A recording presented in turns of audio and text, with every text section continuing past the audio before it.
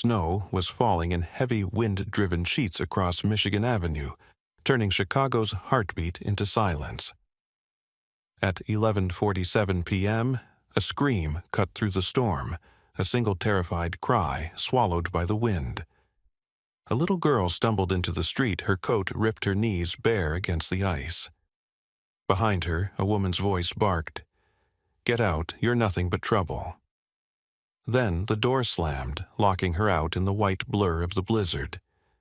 If this moment grips you, stay with it. What happens next will test the limits of compassion justice, and what it truly means to do the right thing when no one else will. Comment below, what would you do if you saw a child alone in a storm? Because tonight one man did stop, and it changed everything. Her name was Lily Grace, 6 years old, all bones and bruises.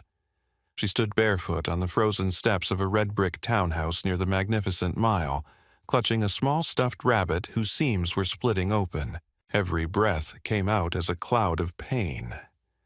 The street lamps shimmered through the snow, and for a moment the world looked unreal, like the city had turned its face away. On the corner, a black town car idled, headlights cutting through the storm. Inside sat Daniel Reed, a man whose name was printed on skyscrapers and tech magazines, but who hadn't smiled since the day he buried his wife and daughter. He was leaving a late-night meeting at Reed Holdings when he saw something that made him freeze. Not the storm, but the sight of a child standing barefoot in it. He got out of the car coat, flapping in the wind. "Hey," he called. The girl flinched, backing toward the steps. "It's okay," he said, voice lower now, careful. "Are you lost?" She shook her head, her teeth chattering. "She locked me out," Lily whispered. "Said I don't belong." Daniel's chest tightened. He'd seen cruelty before in boardrooms and wars of power, but not like this. "Where are your parents?" he asked. "My daddy's gone," she said, hugging the rabbit tighter. "She's my stepmom." A shadow moved behind the frosted window, a woman's silhouette watching, then vanishing into the dark. Daniel pulled out his phone, fingers numb. "I'm calling the police," he said. "You're not staying out here another second." The girl's eyes widened. "No," she said, "the police make things worse." Daniel hesitated. Then he shrugged off his coat and wrapped it around her trembling shoulders. "Tonight," he said quietly, "I'll take that risk." When the police arrived, their red and blue lights washed the snow in color. The stepmother, Caroline Harper, opened the door with practiced sweetness, the kind that curdles under heat. "Officer, this is all a misunderstanding," she cooed. Lily ran out after a tantrum. Daniel stepped forward. "I watched her throw the child into the snow," he said flatly. "That's no tantrum, that's abuse." The officers exchanged a look. Caroline's smile faltered. One of them knelt beside Lily. "Sweetheart, do you have somewhere safe to stay tonight?" She shook her head, eyes down. Daniel's hand rose instinctively. "She does now," he said. The officer nodded slowly. "We'll file a report. CPS will reach out in the morning. For tonight, she's with you, Mr. Reed." Caroline's face cracked fury, flickering beneath the charm. "You think money makes you the hero," she hissed. "You don't know what that kid's like." Daniel turned toward her, his voice low and cold. "I don't need to know. I just know she's freezing."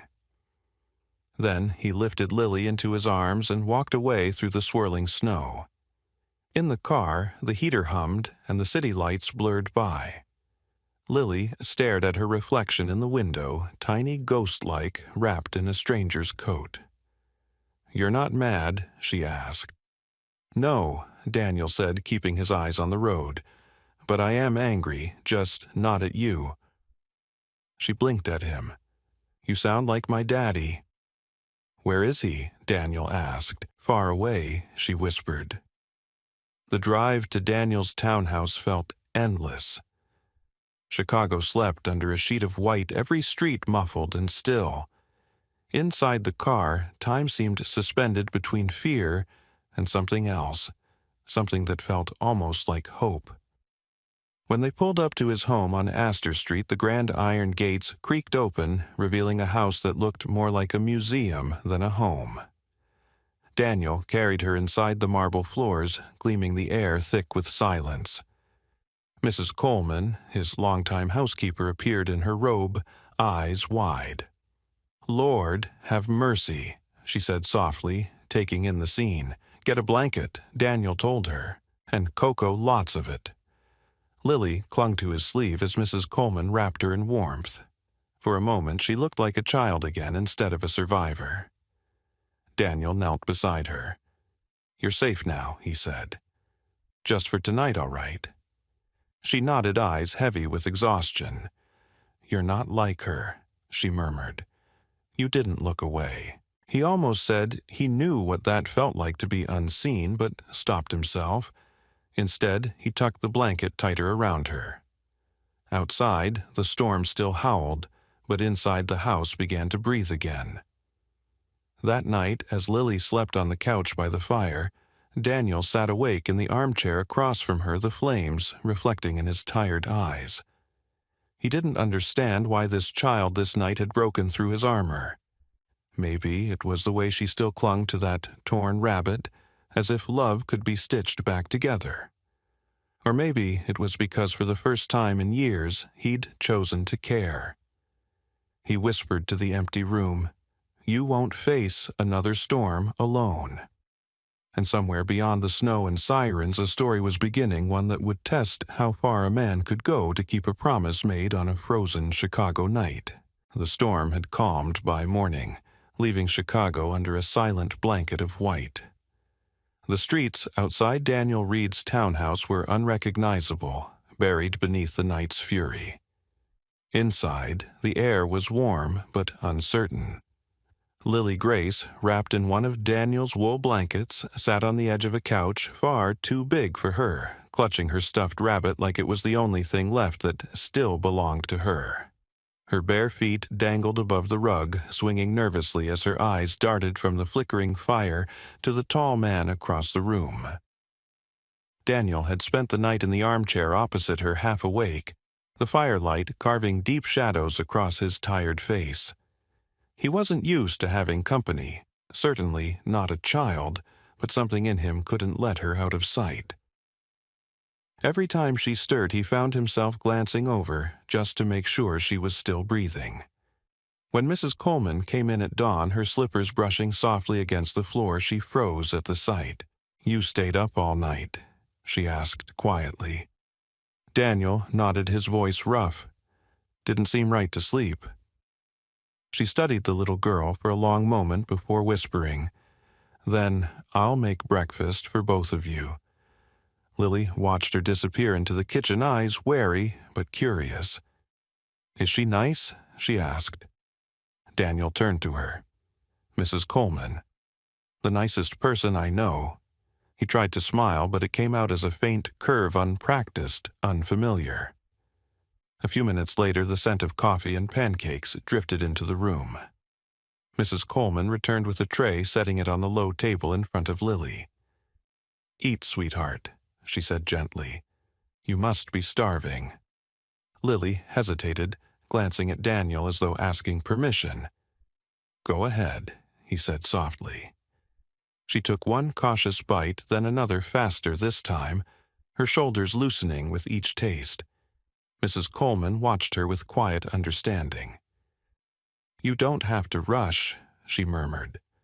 "There's more. It was a simple breakfast, but for Lily, it might as well have been a feast." When she finally looked up, her cheeks held a hint of color again. "Thank you," she whispered. Mrs. Coleman smiled, brushing a stray curl from the girl's forehead. "You're welcome, baby." The knock at the door came mid-morning, firm, professional, unmistakable. Daniel rose instantly, his chest tightening. When he opened it, a woman stood in the entryway, bundled in a gray wool coat, her badge glinting from her lapel. Mr. Reed, she asked. Claire Donovan, Child Protective Services. Her tone was calm, but carried the weight of authority. Daniel stepped aside. Come in. Claire's gaze swept the room, quickly landing on the small figure curled up on the couch. She softened immediately. You must be Lily, she said gently. Hi there. Lily shrank slightly into the blanket, clutching the rabbit tighter. Claire crouched down to her level. You're safe here, okay? We just need to make sure you're all right. Daniel watched as Claire examined the bruises along the child's wrist, the fading marks on her arm. Each one told a story that Lily was too young to put into words. He felt his jaw tighten, forcing down the anger that rose in him. She was outside in the storm, he said quietly, thrown out. Claire looked up sharply. You saw it happen, I did. She scribbled notes, her expression grave. The police filed a preliminary report. We'll begin an investigation into the stepmother's conduct immediately. She glanced at Lily again, then at Daniel. Given the circumstances, it's best she remain here temporarily. We'll conduct home visits until her father can be reached. Daniel nodded, though the words temporary lingered in the air like a warning. Claire seemed to notice.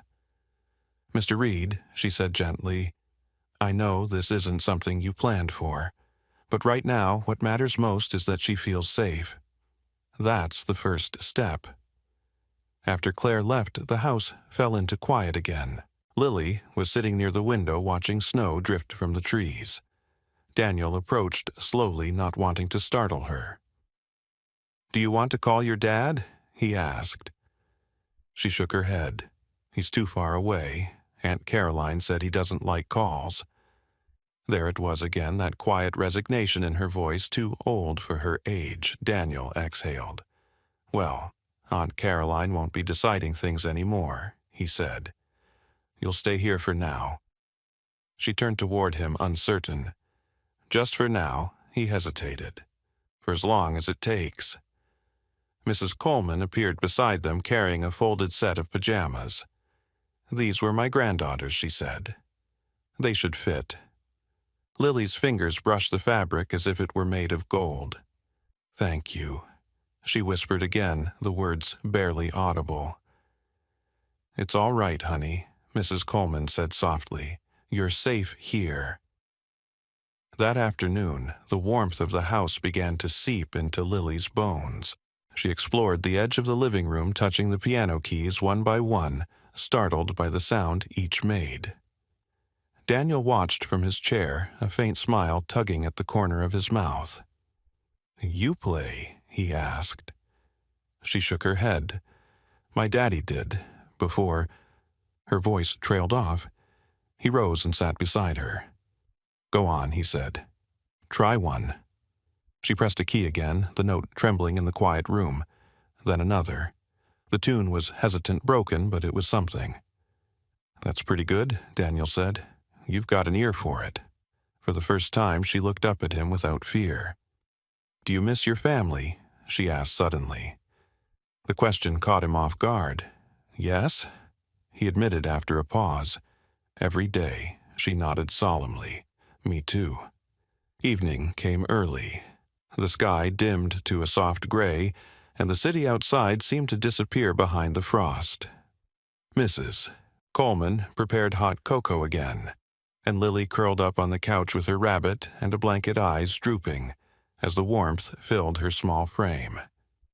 Daniel sat nearby, the fire reflecting off the window behind him. When Lily finally drifted into sleep, Mrs. Coleman whispered, She hasn't known safety in a long time. Daniel nodded slowly. Neither have I. As the fire crackled softly, he leaned back in his chair, his gaze resting on the child sleeping beneath his roof. A child who had arrived in his life like a storm, and yet somehow had brought calm in her wake.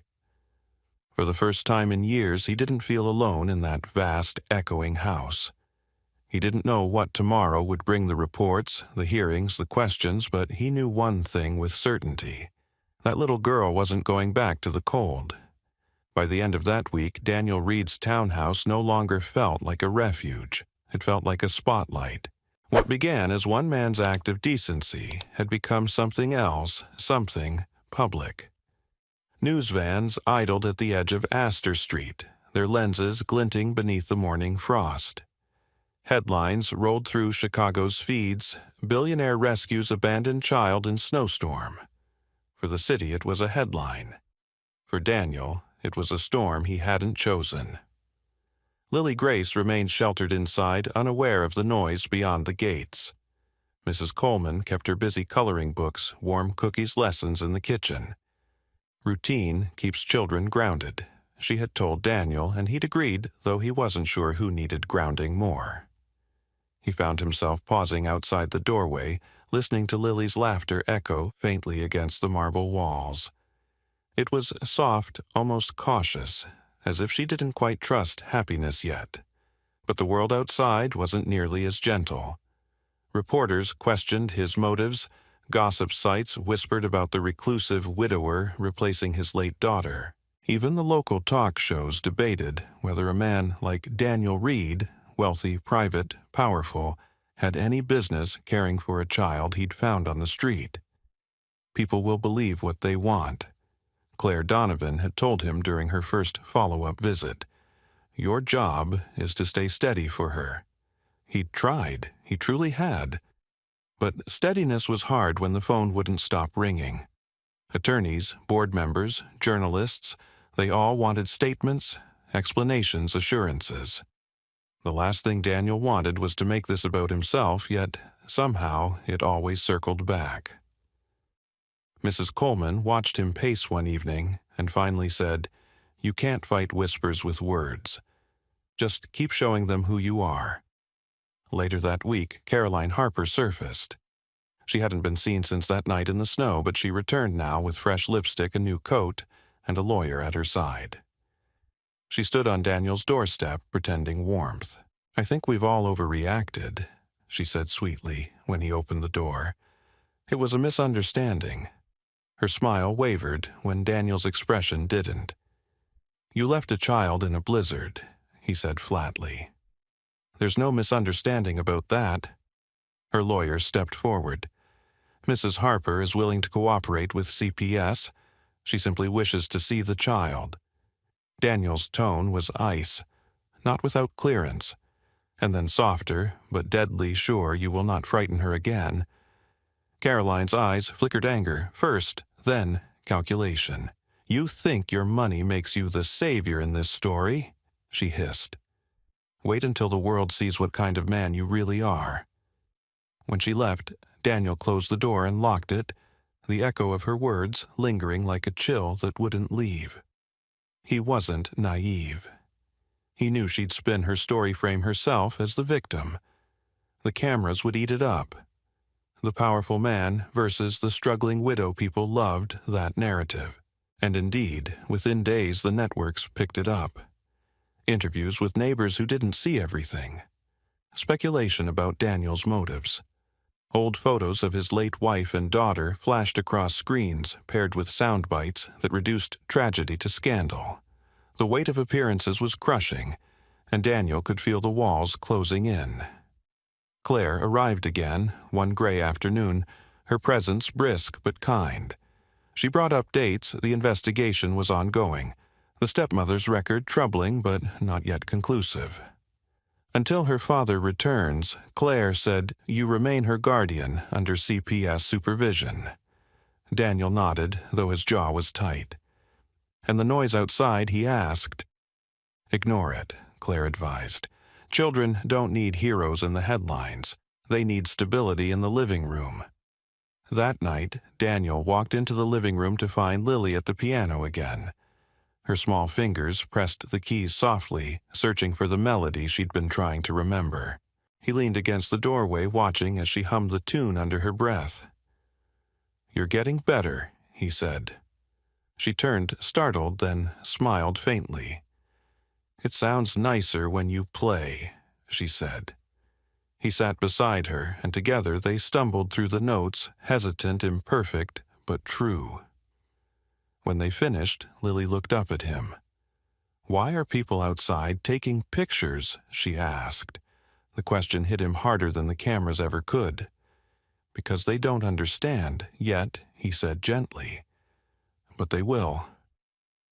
She nodded, satisfied with that answer for now, and went back to her piano. In the days that followed, Daniel made a decision. If the world insisted on painting him into a story, then he'd write the ending himself. He called his foundation's director and redirected funding toward child advocacy and foster support. "Make it public," he said, "but keep the focus on the children, not me." The announcement shifted the headline slightly. "Reed Foundation expands Child Protection Initiative." Reporters still hovered, but now some of their questions carried a different tone, less accusation, more curiosity. "Why this cause, Mr. Reed?" one asked outside his office. He paused, his breath fogging in the cold. "Because no child should have to wait for a storm to be seen." Then he walked away before they could ask anything else. At home, the chaos of the outside world seemed far away. Mrs. Coleman kept the house filled with the smell of cinnamon and warmth. Lily had begun to draw again, simple pictures of houses, trees, and people holding hands.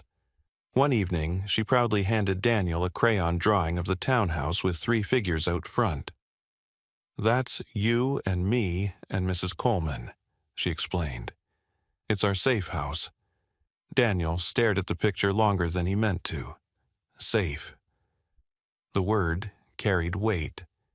It was something he hadn't felt in years, something he wasn't sure he deserved. But when Lily leaned against him, yawning softly, he realized it didn't matter.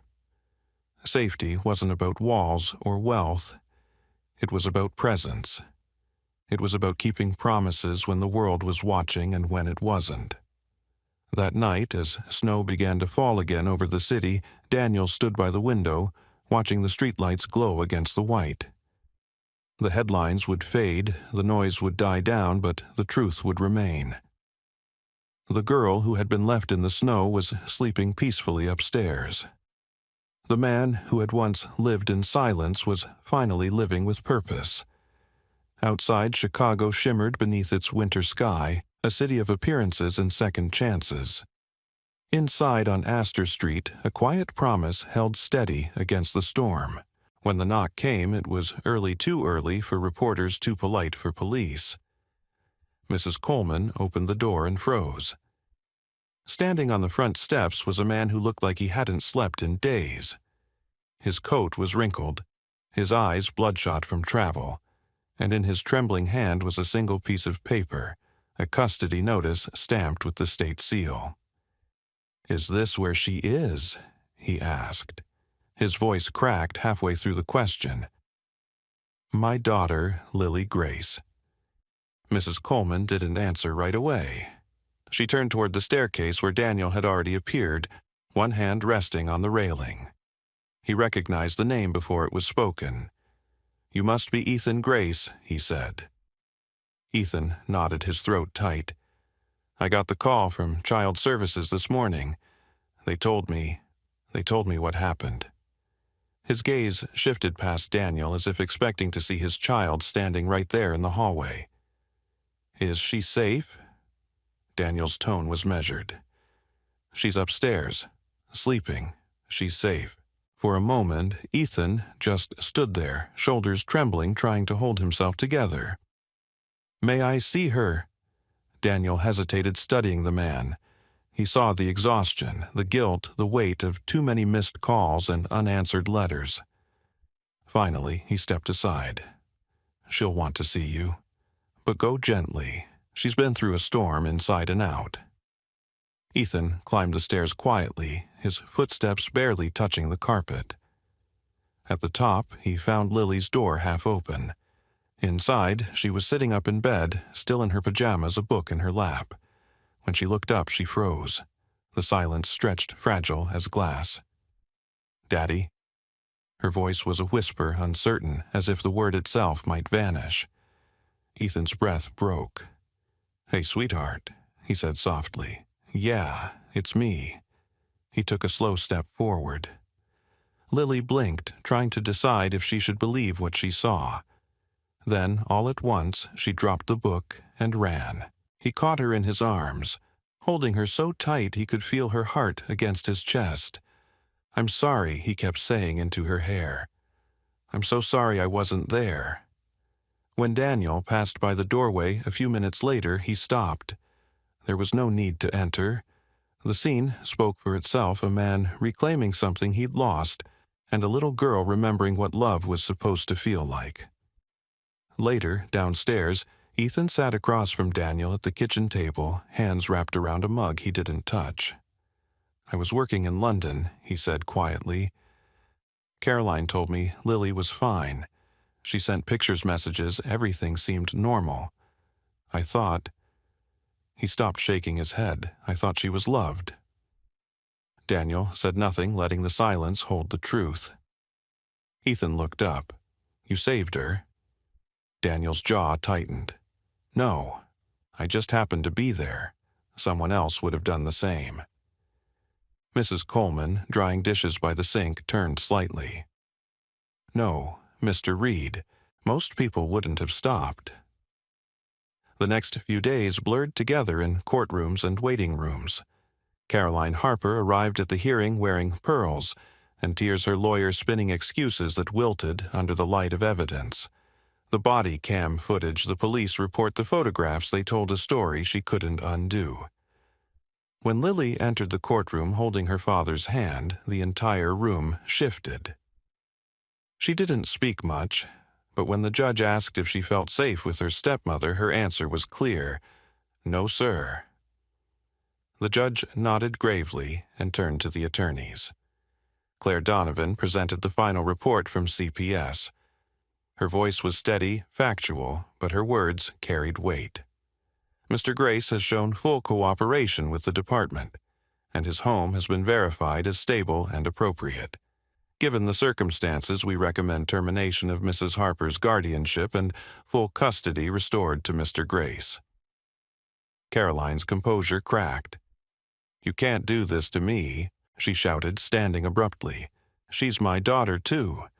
The judge's gavel struck once, firm and final. "She is not," he said coldly, "and you will not approach this child again."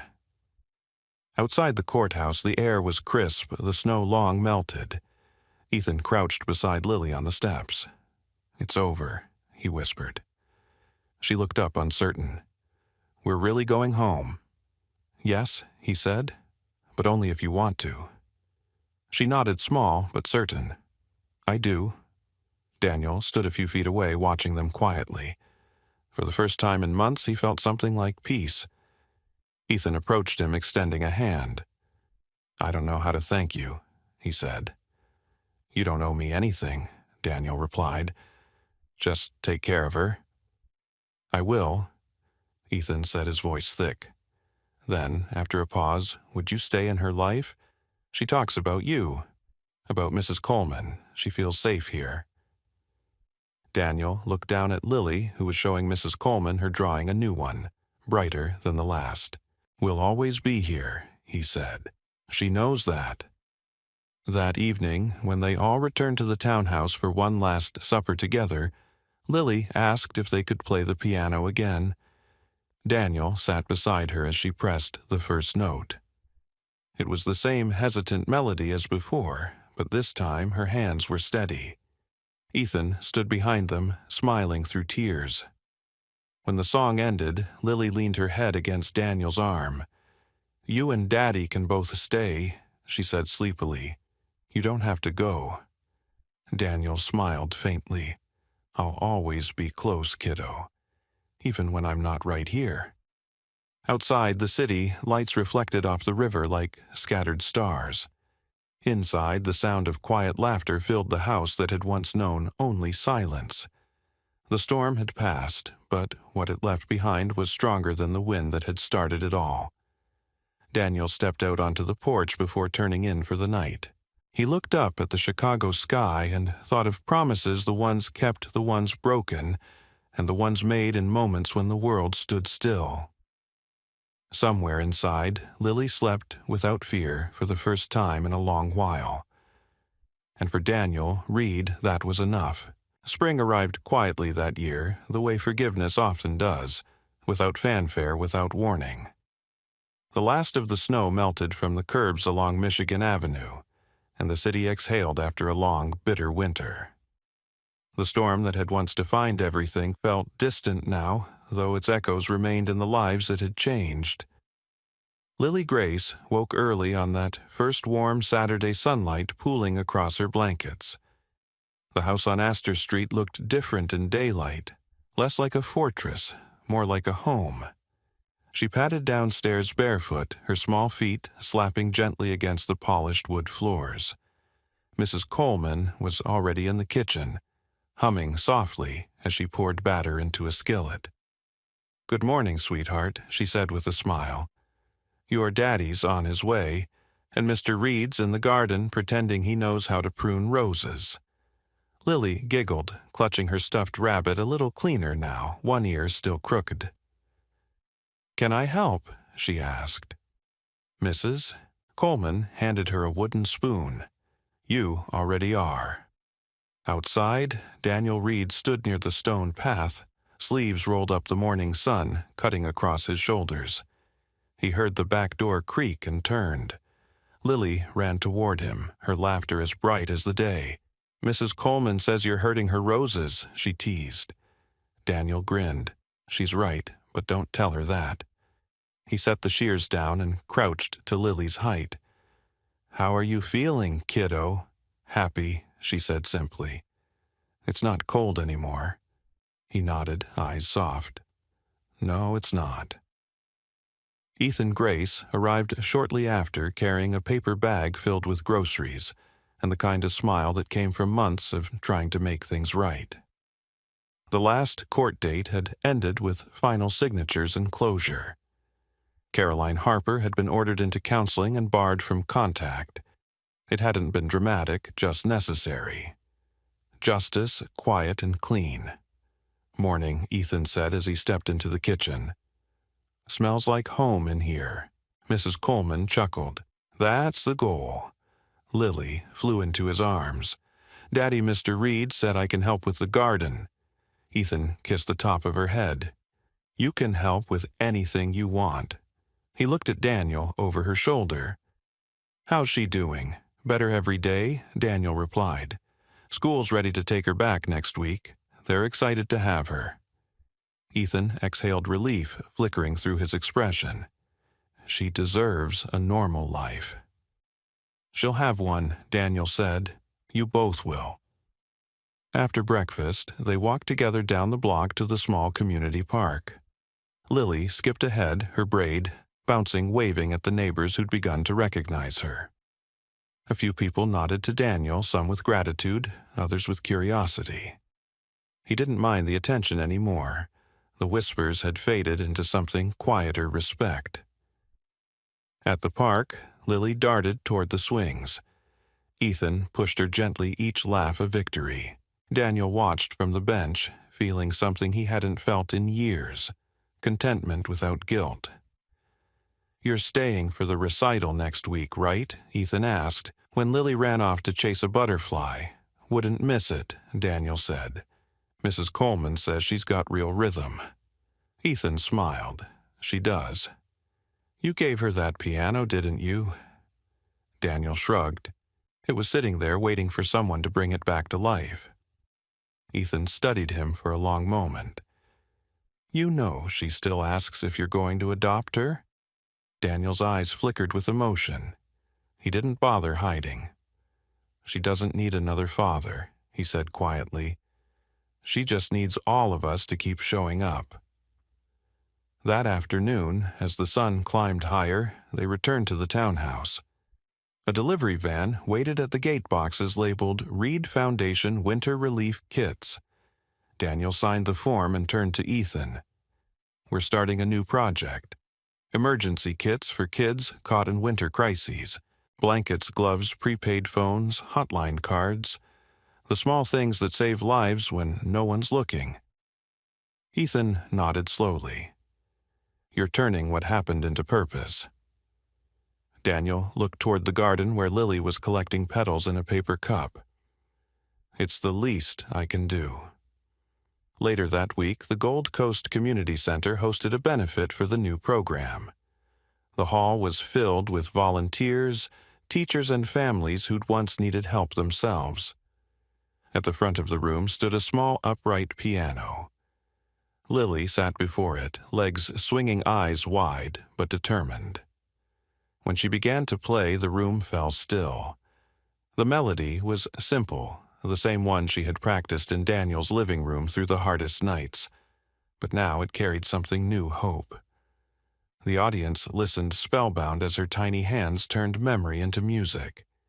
Ethan sat in the front row, a proud tear tracing down his cheek. Beside him, Mrs. Coleman whispered, "She's not afraid anymore." Daniel didn't answer. He couldn't trust his voice. He just watched every note filling the cracks that life had left behind. When the song ended, the applause rose like thunder.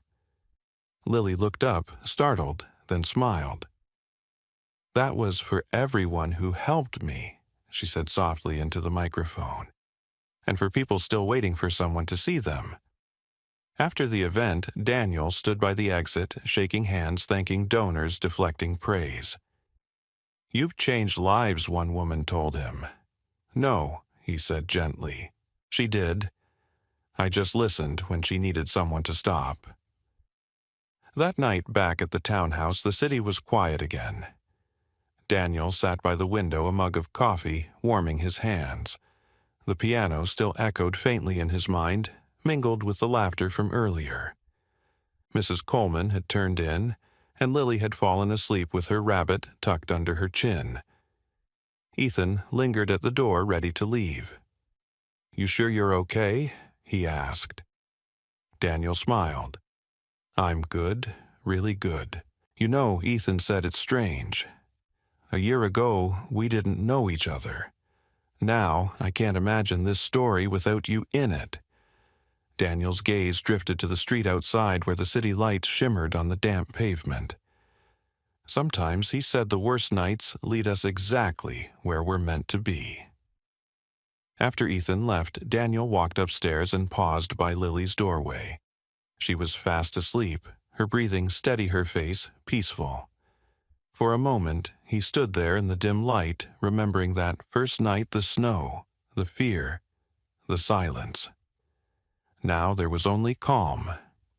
He closed the door quietly and returned to his chair by the window. Outside, spring rain tapped softly against the glass. The city was no longer frozen, neither was he. For the first time in years, Daniel Reed allowed himself to rest, not because the world was perfect, but because one small act of courage had broken through the storm. Somewhere down the block, church bells began to chime, faint but steady, and as their echoes faded into the night, he whispered to the quiet house what had become his truth. Storms don't last forever, but promises do. When the last note of Lily's piano faded and the city lights shimmered through the window, her story felt complete. But what it really marked was a beginning. A little girl, once left to freeze in the snow, had found warmth again, not just from the fire of a stranger's home, but from the compassion that refused to look away. Daniel Reed, a man buried under years of grief, discovered that redemption doesn't come from wealth or status. It comes from the quiet courage to care when no one else will. And Ethan Grace, a father haunted by absence, learned that love demands presence, not perfection. Their lives, once broken by loss and fear, converged on a single winter night and rebuilt themselves around a shared truth: we are all responsible for one another. Every act of kindness, no matter how small, can alter the trajectory of another person's life. Daniel didn't set out to become a hero. He simply acted when the moment called for it. That one decision to step out of his warm car and into the storm became the hinge on which 3 lives turned toward healing. The storm on Michigan Avenue was both literal and symbolic. It stripped away illusions, wealth, and pride, leaving only what mattered: humanity. Lily's laughter, once buried under silence, filled the spaces Daniel's grief had hollowed out.